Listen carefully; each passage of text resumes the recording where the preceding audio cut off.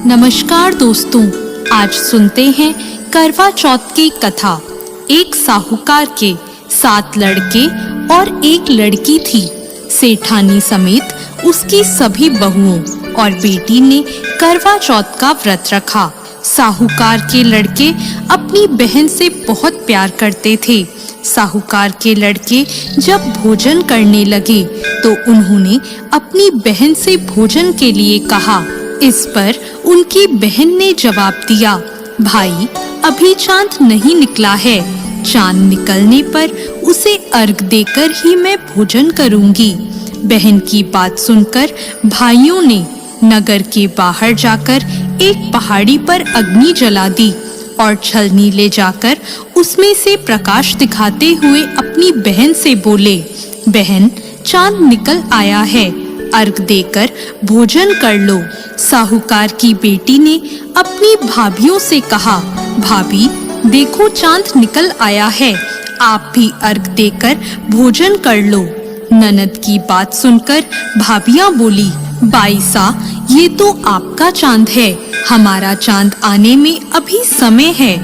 वह भूख से व्याकुल थी। वह चांद को अर्घ देकर भोजन करने बैठ गई।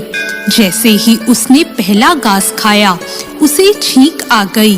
दूसरा घास खाते ही उसमें बाल निकल आया और तीसरा घास अभी खाने ही वाली थी कि उसके ससुराल से बुलावा आ गया कि पति बीमार है और जिस भी हाल में हो तुरंत ससुराल पहुँचे।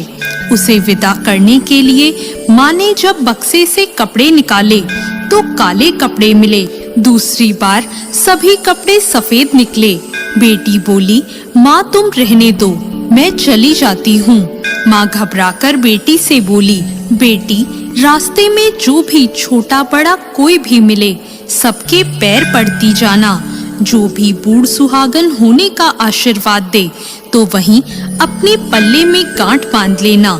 बेटी बोली, ठीक है, और वह अपने ससुराल के लिए चल दी। रास्ते में उसे जो भी मिला वो सबके पांव छूती गई। सबने सुखी रहो, पियर का सुख देखो, खुश रहो का आशीर्वाद दिया। ऐसे वह अपने ससुराल पहुंच गई। ससुराल के दरवाजे पर छोटी ननद खेल रही थी। जब उसके पांव छुए तो उसने आशीर्वाद दिया, सदा सौभाग्यवती रहो, पुत्रवती रहो और बूढ़ सुहागन हो। यह सुनते ही उसने अपने पल्ले से गांठ बांध ली। घर में अंदर गई तो उसने देखा कि उसका पति मरा हुआ जमीन पर लेटा है और उसे ले जाने की तैयारी हो रही है। वो बहुत रोई, बहुत चिल्लाई। जैसे ही उसे ले जाने लगे वो रोती चिल्लाती बोली, मैं इन्हें ले जाने नहीं दूंगी। फिर भी जब कोई नहीं माना तो वो बोली, मैं भी साथ जाऊंगी। और वो नहीं मानी तो सब बोले, ले चलो साथ में। जब पति को जलाने का समय आया तो वो बोली, मैं इन्हें जलाने भी नहीं दूंगी। तो सभी बोले, पहले तो पति को खा गई, अब उसकी मिट्टी भी खराब कर रही है। लेकिन वो नहीं मानी। गांव के और परिवार के सभी बड़े लोगों ने यह निर्णय किया कि इसे यहीं रहने दो, इसके लिए एक झोपड़ी बनवा दो। वो वहां अपने पति को लेकर रहने लगी। वो पति की साफ सफाई करती और उसके पास बैठी रहती। उसकी छोटी ननद दिन में 2 बार आकर उसे खाना दे जाया करती। वह हर चौथ का व्रत करती, चांद को अर्घ देती, जोत देखती और चौथ माता आती तो चौथ माता कहती, करवोले करवोले, भाइयों की प्यारी बहन करवोले, घड़ी बुखारी करवोले। तो वह चौथ माता से अपने पति के प्राण मांगती। पर चौथ माता उसे कहती कि जब हमसे बड़ी चौथ आएगी तो उससे अपने पति के प्राण मांगना। ऐसा करते करते सभी चौथ आई और सभी यही कहकर चली गई। अश्विन की चौथ बोली, तुझसे कार्तिक की करवा चौथ माता नाराज है, वो ही तेरा सुहाग लौटाएंगी। जब वो आएंगी तो उनके पैर मत छोड़ना।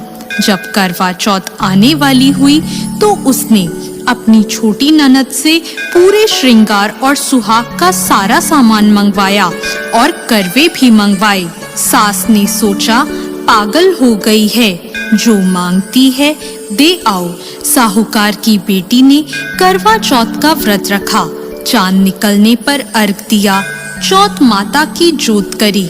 जब चौथ माता प्रकट हुई तो चौथ माता बोली, करवोले करवोले, 7 भाइयों की प्यारी बहन करवोले, दिन में चांद उगाने वाली करवोले, घड़ी बुखारी करवोले। तब उसने उनके पैर पकड़ लिए और बोली, माता मेरा सुहाग वापस करो। चौथ माता बोली, तू तो बड़ी भूखी है, 7 भाइयों की प्यारी बहन है, तुझे सुहाग से क्या काम। तब वह बोली, नहीं माता नहीं, मैं आपके पैर तब तक नहीं छोड़ूंगी जब तक आप मेरा सुहाग वापस नहीं करती। चौथ माता ने सुहाग का सारा सामान मांगा तो उसने एक एक करके 16 श्रृंगार का पूरा सामान माता को दे दिया।